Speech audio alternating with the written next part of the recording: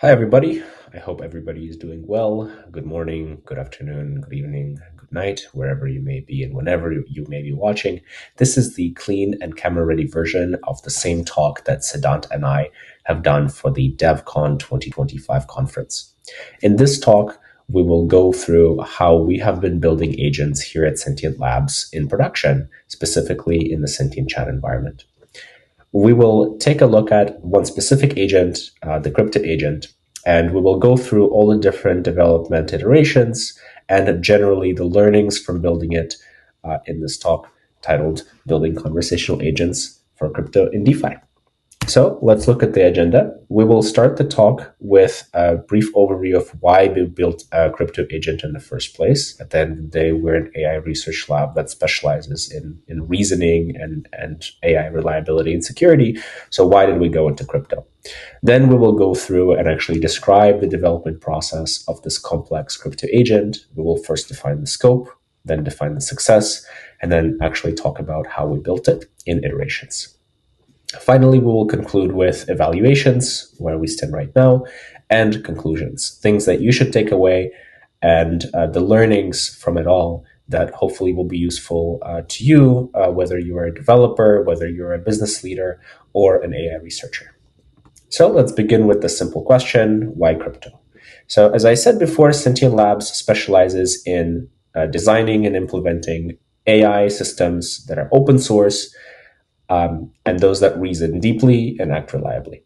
And to satisfy these requirements, we're building Sentient Chat, which will be the almost like a playground or a demo space for all of the different things built by our community in open source AI, and a demo for anything that gets published on Grid, which is our ecosystem of open source projects that are partnering together to bring open source AI to the frontier and make it competitive with closed source alternatives. So we wanted to,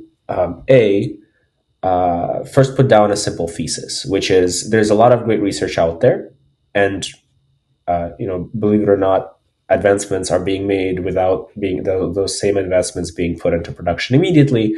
But we believe that a lot of inspiration can also come from building in production. And so we said the best way to design systems that are actually useful and reliable, and those that can showcase a lot of challenges to building actually good, reliable agents and can stress test different architectures, is in a production environment like Sentient Chat. And we needed to pick the kind of agent to build that would have a decently high complexity ceiling, where we would say, yes, this would not take us just a few weeks, but rather it would take us months and maybe even years to perfect and bring it to a level where it is extremely competitive and much better than any other alternatives. And given that while we're a research lab, we have a big crypto following and user base, we said the crypto agent will be a great solution for this, and therefore it became the foundation for discovering all of these interesting and innovative AI engineering research approaches that you will hear more about in the rest of the presentation today. Before we begin talking about the success criteria and the general scope, let's look at the numbers. So the crypto agent has been live for a while. It has been live since the spring of 2025 this year. And we have seen more than 290,000 users join Sentient Chat, with more than 1 million on the waitlist. It's still in closed beta, with the crypto agent answering more than 22 million queries and averaging about 50,000 monthly active users. And we have a very active Discord community, X community, that is constantly talking to us, giving us feedback. And it is actually thanks to that community that we have been able to iterate through the different versions of the crypto agent, and have made a lot of amazing learnings on our end to inspire some interesting research. So let's start from defining scope. This addresses the developers and the business leaders out there. You want to make sure what you're building. There are 3 categories of scope that I will cover in this presentation, which is the general UX requirements for a conversational agent. What do people actually expect out of an agent that is similar to Perplexity or ChatGPT or Claude? What are the extra requirements that Sentient imposes on itself due to its condition? And given that we're building a crypto-specific agent, what is the actual scope of the crypto data that we need to gather, what is the scope of the kind of crypto answers that the crypto agent should answer. Those are the three things we'll go through. So let's begin with the general UX requirements. Let's look at what people are now used to when they're interacting with a conversational chatbot. First, it's multi-turn coherency. I think it is, needless to say, that if somebody goes to a chatbot and asks a question of type, what's the age of Sandeep Nilwal? And the answer is Sandeep is 38 years old as of the latest, blah, blah, blah. And then if the user follows up with, and Himanshu Tyagi, the AI probably should not say something stupid like, I'm sorry, but could you clarify what exactly you would like to know about Himanshu Tyagi? There should be a design element in the AI system implementation that allows the system to see past interactions and maybe even have memory about the user in order to make informed decisions on how to interpret the intent of the latest question being asked. So you will see in our architecture diagrams for the crypto agent, this service called the rephraser, which will take the history of the conversation of the user and use it as context to interpret the intent of the latest query. The second general requirement for any conversational AI agent is acceptable latency. Now, I don't want to say that latency should be extremely fast. In fact, unless you have tens of millions of dollars running around and a lot of engineer hours, I don't think you'll really be able to build something that answers any complex question in just 2 or 3 or 4 or 5 seconds. It will take time for the AI system to think about what is being asked. The most important part is just setting the expectation for the user for how long the system will think before answering. So if I ask a question to Roma, our recursive framework, or a GPT-5 Pro, I know that my answer will probably come in 5 minutes, 10 minutes, maybe even 20 minutes. But if I ask to a default agent, it will probably take no longer than 1 minute for sure if it's a reasoning thinking agent, and that should be my expectation. So whenever you're building a conversational agent on the UI and the way you're presenting it, make sure that there is very clear expectation for what the agent is going to do when you ask it a question, depending on the mode and the user selection. Third, as the agent is thinking, make sure the user is engaged.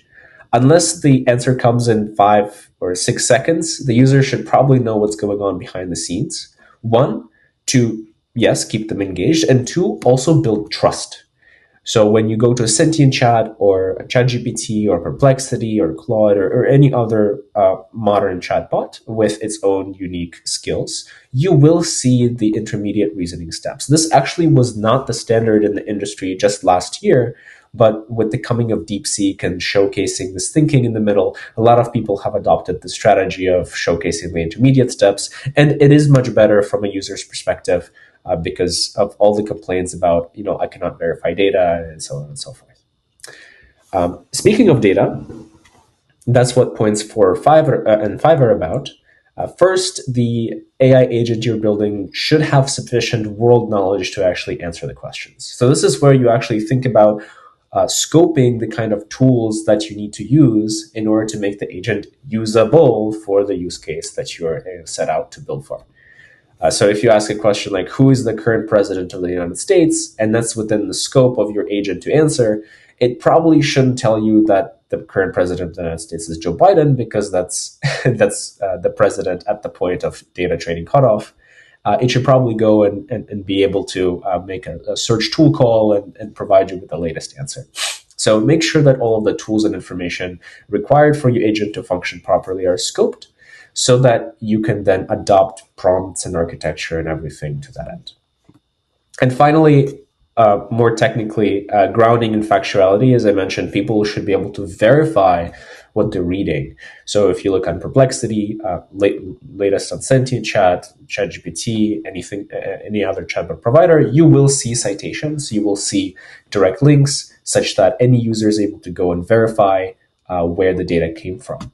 Now, if you're building something that deals with crypto data, financial data, or generally anything that is critical to find in real time and will not depend purely on search, you will also have to figure out how to do citations for APIs. So I would want to see cites from search, yes, but I as a user would also want to see CoinGecko when I see a number. When I see a number, I want to see Arkham, so that I know where this number came from, and it's not hallucinated by the AI. Later on, we will briefly cover the fact that you also need to make sure that the end result is double checked. So the first implementation of these citations, I'm sure, is not going to be perfect for you. So it will take a few iterations. Make sure you have some kind of factuality evaluation in place at the end of this feedback loop of you building the agent, such that you can improve and make sure that the citations and factuality is consistent. Okay, so that's all for general conversational agent requirements. Let's talk about the extra requirements from our side. Sentient Labs believes in making open source AI win, and so everything we do should be built with open source models. And Sentient Chat and this crypto agent is no exception. Everything that goes on there should be built with open source. There were some challenges, for sure, with building with open source models, especially at the beginning of this year, when models like Llama 3.370B were definitely behind the state of the art models like GPT-4o. But nowadays, with players like Kimi and GPT-OSS, OpenAI releasing their own open source models, models by DeepSeek and Qwen, we've seen amazing performance from these models, even the smaller ones. And that's actually what's powering Sentient Chat and the crypto agent right now. And we've been able to get good success with that. And finally, while we technically don't need to worry about it, but we still do, and you should too, you should worry about cost.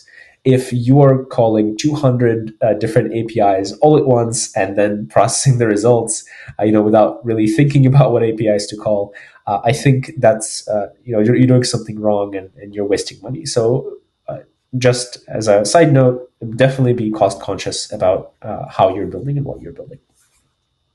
Now, I isolated the crypto requirements here at the very bottom because there's a lot of things to talk about and a lot of things to show. I will talk about it briefly because I'm assuming that most of the people watching this video are somewhat crypto native or at least crypto curious, so they will be familiar with the things that I'm talking about. Or if you're not crypto native, at least you would have familiarity with something similar from the traditional finance sector. So from the crypto scope, let me now actually define what the agent is supposed to do. So we talked about all of the things that the agent should do as just a simple conversational agent. This is the general UX requirements and extra requirements, things we should keep in mind as we're building. But now let's actually talk about what the agent should do and what it should be useful for. So let me make this statement first, and then we'll talk about it. The crypto agent should be useful for anyone trying to hold a position for at least 1 hour, with the AI agent giving the user full picture of the project in real time to give the user enough confidence to make an informed investment decision. So we don't want to target people who are doing day trading, like staring at candlesticks. We don't want to target people who are doing meme coin trading. We don't want to target people who are doing algorithmic trading. And the reason for that is AI, specifically LLMs, are extremely good at processing unstructured data, things like tweets, articles, blogs, papers, and then combining that knowledge with structured data. That is something that is extremely useful for developing investment theses, long horizon reports, and generally deep research and root cause analysis.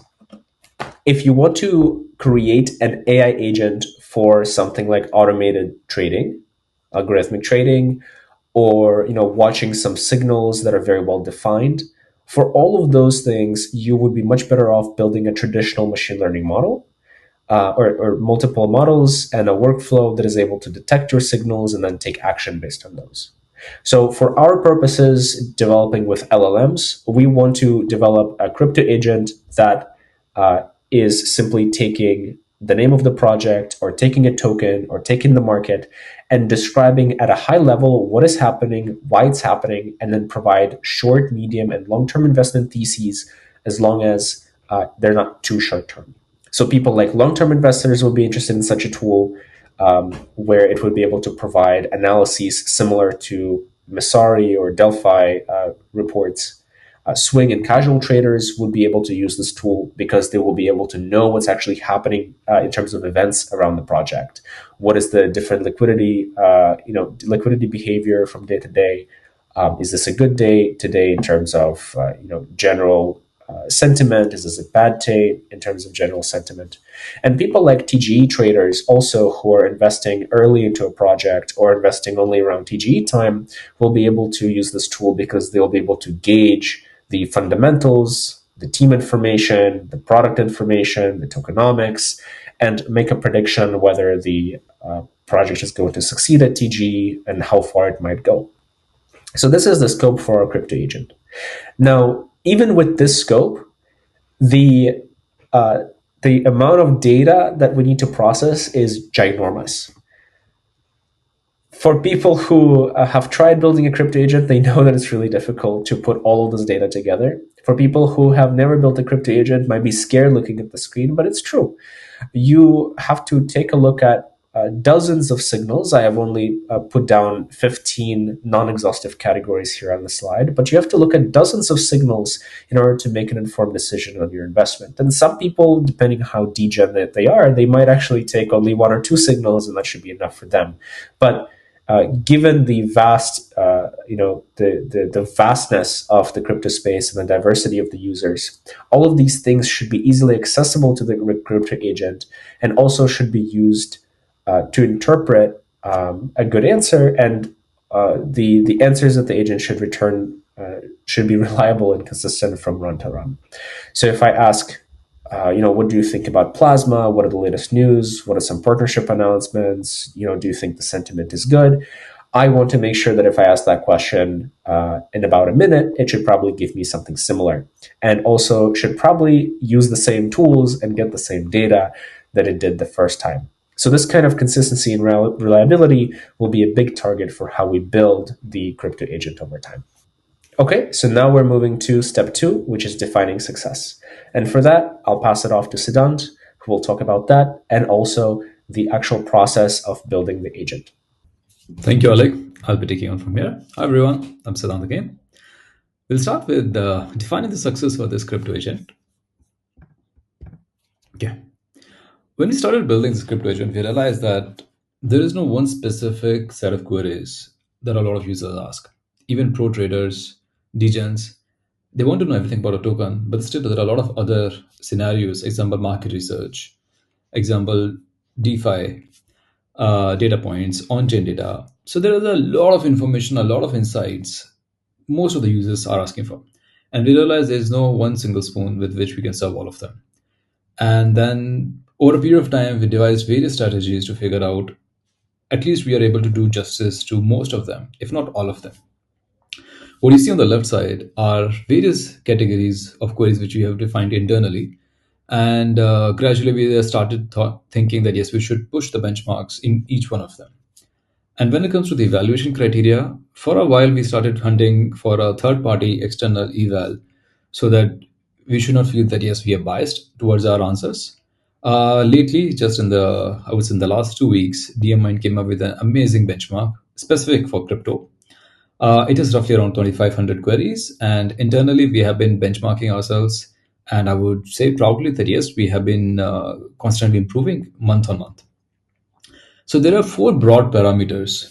We realize that a conversation-based chatbot should strive to improvise on all 4 of them. Most important is relevance, that what query a user has asked. Is that answer even relevant to the intent behind the query? The second is a temporal part, because yes, most of the users have at least some notion or some intent that they want to trade, if not immediately, maybe in the short run or in the long run. So yes, having temporal relevance for the answer. If there is a recent happening, what would be the impact of it, and how, let's say, the price of today versus figuring out the price 3 days back. So I think that's super important, especially in the context of financial chatbots or crypto chatbots. Data consistency, because it should not happen that, yes, if you're saying something, the cohesiveness of the answer is lost in the second part of the answer. And yes, it should be factually correct, whatever we are presenting. Finally, is the answer depth, that if a user has asked a simple prompt or simple query, that are we able to just give a one-line answer depending upon the query, or if the user actually wanted a full-blown answer, are we able to understand it and maybe give 4 or 5 different I would say, layers of answers around it. And it should not just be pure information, but an insight, which can eventually help him or her to actually place that trade or do more research or a specific project. With that, we'll move to actually building the agent. And like Oleg mentioned, we had gone about it in various iterations, and we realized that the most important thing is to first build the agent. And now, in order to build an AI system, specifically in the context of conversational AI, using LLM, which are amazing, there are various levers we have. Yes, right now for this talk, we'll restrict ourselves to just four of them. And yes, there could be a reason that why we are not fine tuning and we can get better results. But over a period, we realize that there is so much which we can squeeze just by having amazing prompt techniques, right agentic architecture, uh, state of the art LLMs, and right API tools. So yes, these are the four different levers which we have, and you would see in the next few slides that how we have taken various criteria and deciding, okay, which LM should we use, which tools should we use, which agentic architecture would suit our purpose the best. With that, let's start with the first one.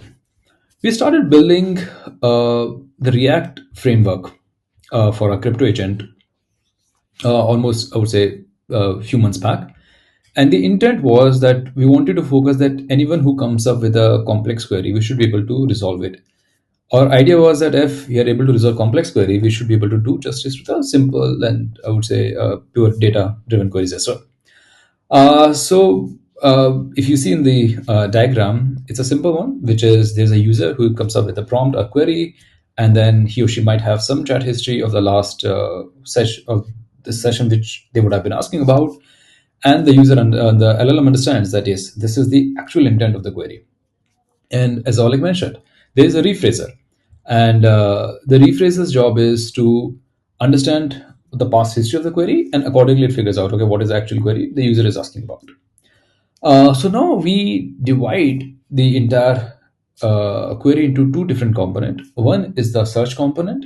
The search component is predominantly about the query which has come up. We fire it up on Google search via different APIs, get the results, and then it go finally in the broader context. The second part is we also have amazing token asset reports which are live on Sentient Chat. Please check them out. So we have an internal data layer, and out there we collect data from multiple sources, including sentiments, Reddit sources, X handle, and a bunch of other data points. And also we have structured data APIs, example DeFi Llama, CoinGecko. So we collect the data from these two different sources, and then we have a tool calling React Loop agent, which looks at the data points and looks at the answer and looks at the information which is provided and thinks whether this tool or this information coming from is good enough for the query which has been asked. If not, then again it goes back in loop, and then again it tries to fire up the right kind of endpoints, and then again it comes back. Maximum we do it around 4 times, and then finally once all the data has been collated, it comes up with the final, I would say, the reasoning agent, which looks at all the data points and then finally gives a final answer. And yes, in order to make the entire agent more, I would say, wholesome and more capable, we also build the capability of coding in it. So yes, if query involves more statistics, more mathematical computation, then yes, even that was possible with the current React framework which we were using. Definitely, it had some pros and cons. The pros were we were able to beat, I would say, closed source. And if someone comes up with the complex queries, which even had let's say 2, 3 different levels to it, we were able to decompose them and then finally give a good answer. And also because we had coding, so the breadth of the queries also expanded. The biggest con which we realized, especially in a consumer domain product, was that latency was too high. It would often exceed 2 minutes. And if I expect a user to be engaged on my platform, a user to spend more time, ask more queries, have more follow up queries, and keep the momentum going, and for that, 2 minutes is too long a time. So we realized, okay, that is a major pain point which we had to solve. That was our biggest learning. Second is so far we did not have something which we call it as a coin resolution service. Means if there are two tokens with a similar ticker, I mean, different data points would come and it would result in hallucination. Okay. Last is it was not scalable, and because we were adding too much prompt, and the overall prompt size started ballooning up too much. Which means that yes, imagine it's like an intern. Okay, so imagine it's like an intern, and if we give too much of information to this person and then expect him or her to give a great answer, that's not possible. So that's what we call it as a context road, which is uh, in the initial when the prompt is, I would say, small, the person knows, okay, I have to do this. Great. But if we get too many information, too many guardrails around it, then one, it takes a lot of time to process it. And then sometimes it might give good answer, sometimes it might even give a great answer, or sometimes a bad answer. So there's no consistency around it. So that's what we call it as a context road. That yes, you can't really expect a consistent answer when the prompt size started becoming too much. And that just happens across all LMs, which we have seen. The second need, which we mentioned about, was the coin resolution service. As for example, the cent token, it has a ticker of cent, and the sentiment token, it also has a ticker cent. So if any of these queries come up to the LLM, it would get a bit confused, and it might pull data from both of them. Let's say search might go to sentiment, the other might go to sentient, and it would become a bit confusing which one to pick it up, and which eventually would result that either the entire data is wrong or maybe half a part of the data is wrong.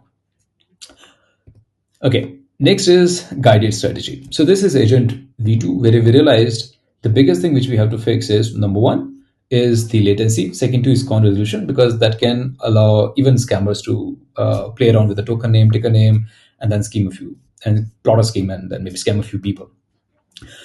So guided strategy was our attempt to come up with consistent answers, which means that one, a user has fired up a query, there's a rephraser which looks at the past historical chats, and the coin research service which has resolved the coin, and now finally we look at for the given query which a user has asked, do we have some sort of a strategy, which means some sort of a guidance available to the LLM? If it is yes, great, the answer comes up. If not, then it just falls back to search.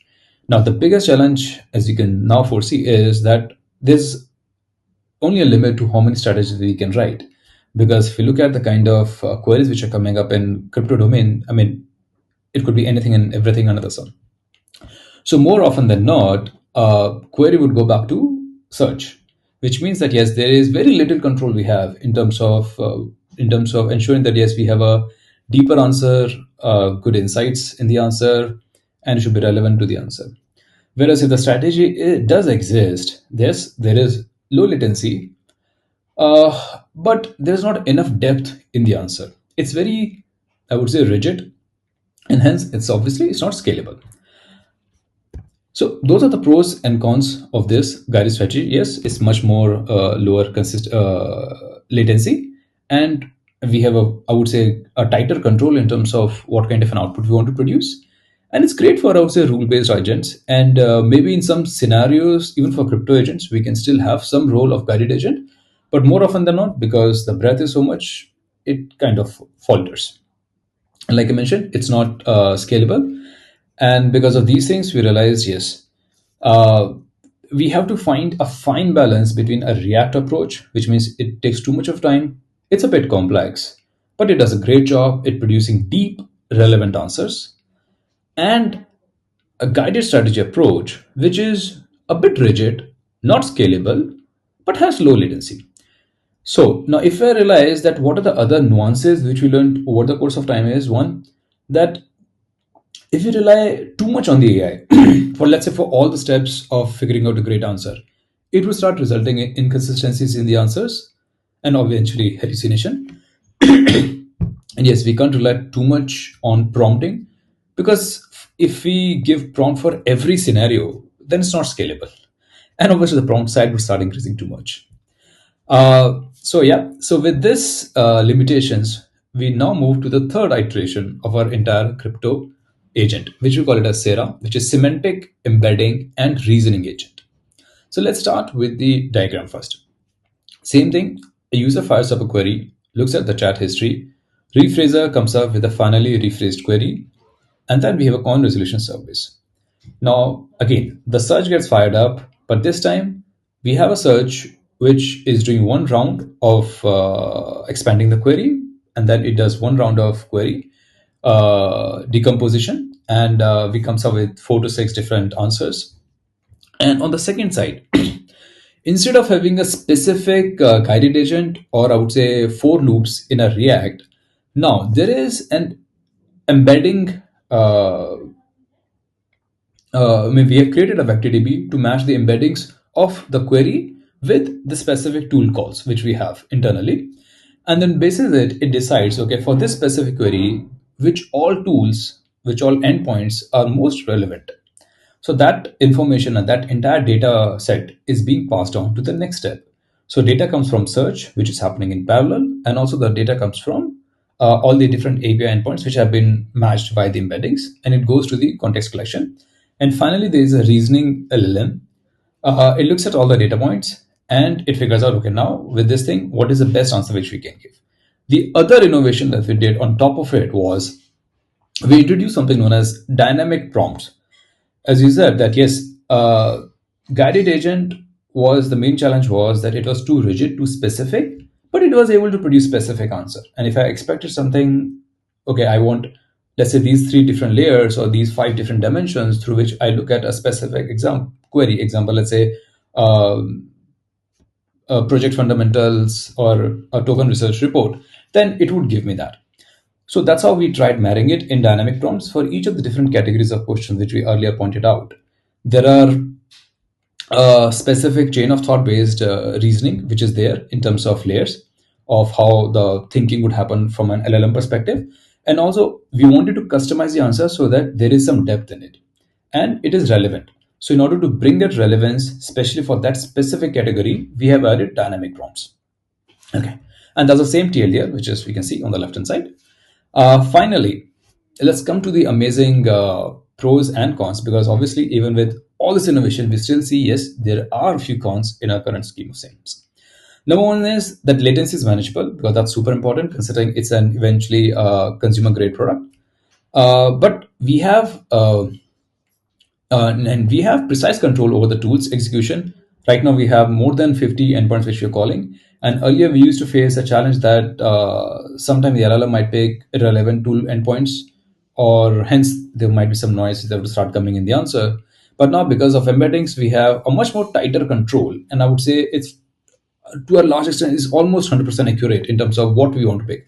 Yes, we foresee that as and when we increase the number of endpoints of API providers, there could be a chance that yes, even this embedding might start, we start getting some noise in terms of a wrong embedding might get picked up, but then again it might be slightly delayed. And now, because the tool that we are calling are more controlled in terms of the data which is coming from them, so the hallucination part is also relatively better in terms of compared to what we had seen in the earlier React agent. The cons is because we wanted to make it nimble and focus, I would say, on the maybe 95% or 97% of the crypto queries. Yes, we did not integrate the coding abilities in it yet. Next is if there are complex queries which require 2 or 3 different steps in the queries which have to be which have to be taken. Those complex queries, we can't solve them, I would say, satisfactorily at this stage. Roma, which is again an amazing agent by Sentient Labs, is and it is upcoming and it would do great justice to the complex queries. Okay, last is again just summarizing. The embedding based templating is cheap and it's fast because it's a simple cosine similarity between 2 different embeddings, so it's fast. And another thing which we realize is dynamic prompts. It helps in building great depth across crypto categories while it is able to maintain consistency. So I think that was super important considering it's an consumer product. So right now, I would say at the current stage, we are currently digging deep into this approach, which is of how do we ensure we are able to use embedding a different uh, levels of agentic architecture so that we are able to maximize the possibilities which the embedding approach gives us. And the second is how do we leverage dynamic prompting a bit more, and so that we are able to give more customized answers by understanding the intent of the user. Finally, let's come to evaluations. Okay, so current model which is available on Sentient Chat, chat.sentient.xyz, please try it out. The current LLM model is GPT versus 120, Coin 80B instruct, and Coin 8B embedding. We had tried a lot of open source models, including Llama 3.1, 4, GLM, DeepSeek, Quen, Kimi, K2, Quen 235. It's like pretty much every state of the art open source model we have tried. And we are aware of, it's not like all of them are bad, but like we had to find that fine balance between latency and the quality in terms of able to do parallel tool calling, in terms of able to synthesize an answer which is relevant as per the intent of the user's query. Finally, when it comes to tools, so we have web data which we gather from other API providers, and we have X data, Reddit data, and also we get YouTube comments data. We have tokens website data, so that we get a lot of legit information about a token's research, tokenomics, the team behind it.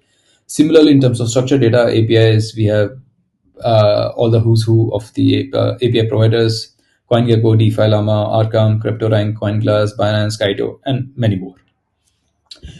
So now by combining both of them and running the internal benchmark, so we have around 200 queries for our internal benchmark. We started with, I would say, pretty vast breadth of queries, almost 2,000. And then in order to be more scalable, we thought, okay, let's compress them and then run them over a period of time. So example sample queries like compare height with other text projects, or the MACD divergence on BNB daily charts. Does it change because of increased volatility? And we wanted the evaluation on four different parameters. And like I mentioned earlier, temporal relevance and the relevance of the answer to the query, the depth in the answers, the consistency in the data which is being provided. That these are the four broad parameters, and obviously there are a lot of nuances under each one of them. But these are the four broad, mutually exclusive parameters with which we are measuring what the good answer is. The LLM that we use as judge is DeepSeek 671 billion parameters. So it's state of the art, and it's a recent model. So it is able to do justice to understand the depth which is expected out of this chatbot.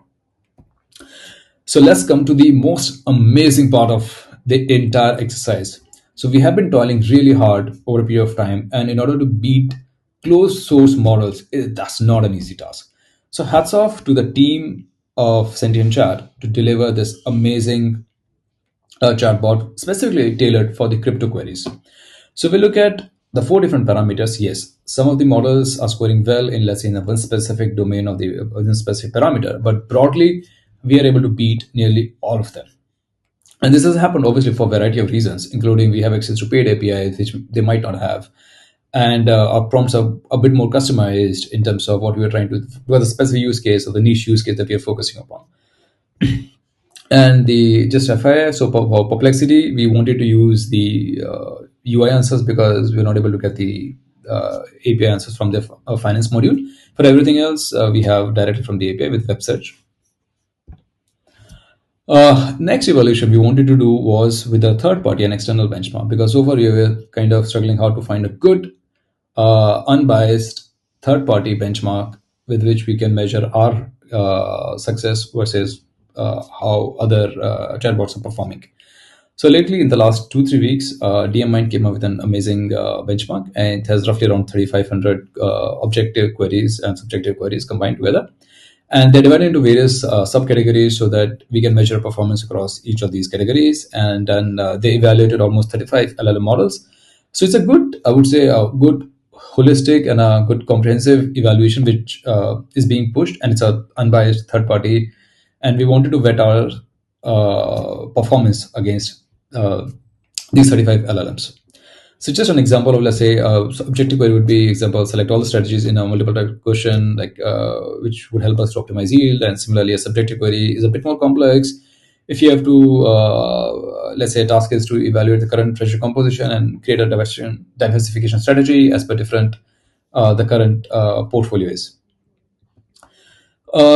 So now from a 35 LLMs which have been evaluated, the best state of the art is GPT-5 Medium, which is scoring 77.6. And we, with all the innovations and all the improvisation that we have done over a period of time, our score is almost close to 76.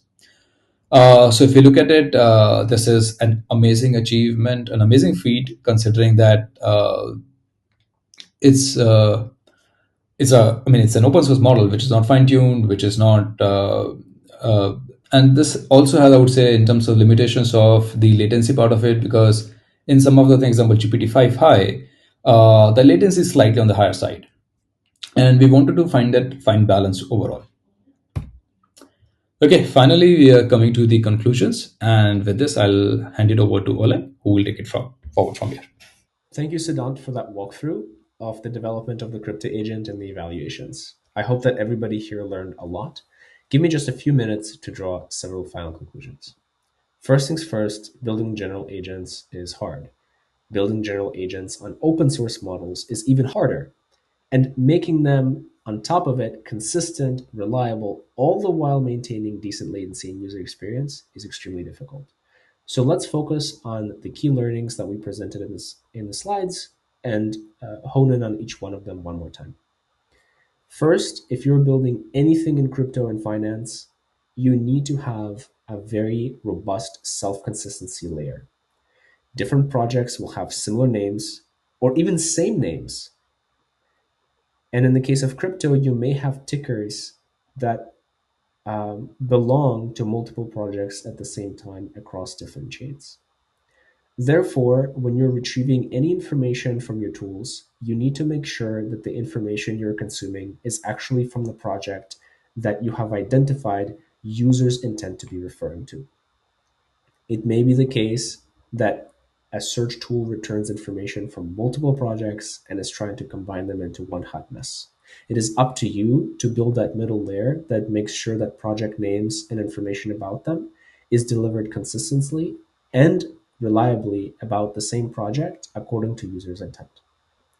The second thing is that we learned is the danger of context rot and overloading. We do recommend that you start with one prompt, regardless of what architecture you pick. It is during that iteration of you filling out that prompt, adding new clauses, fixing it, changing it, restructuring it, that you're going to patch in the gaps, but also encounter that context rot ceiling or that effective context window ceiling. And it is at that point that you will need to find a way to scale your prompts. For us, we've tried two approaches. The first approach, as we mentioned before, was the guided strategy agent approach, where we prescribed very well defined strategies that the agent should follow in case a certain question comes.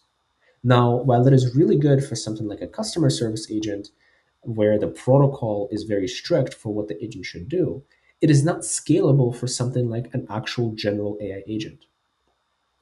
For that reason, we tried something completely different that we have barely seen anywhere. And that is this semantic embedding matching on prompts. And hopefully, we'll release a paper soon and you will read more about it in the blog post because it is truly something new and something very effective, both on the performance side and the cost side. To conclude, the current architecture of the crypto agent took quite a while. And if you're a developer who wants to build similarly complex systems, it will be a process. It will not be a one shot for you to get there.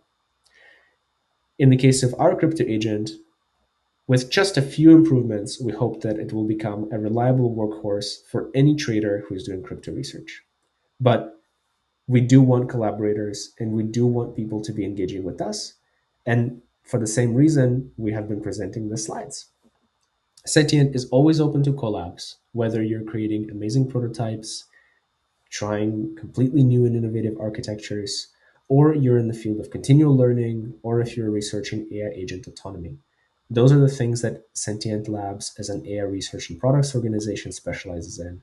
And we would love to build innovations in open source AI that way in those areas together. At the end of the day, the goal of Sentient is to empower the world to build open source AGI.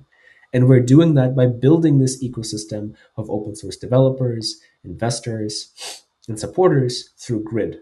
Currently, we have 110 partners across compute, storage, research, and more. And we would love to invite every one of you to join Grid and actually help advance the frontier of open source AI and keep it competitive and sustainable against closed source alternatives.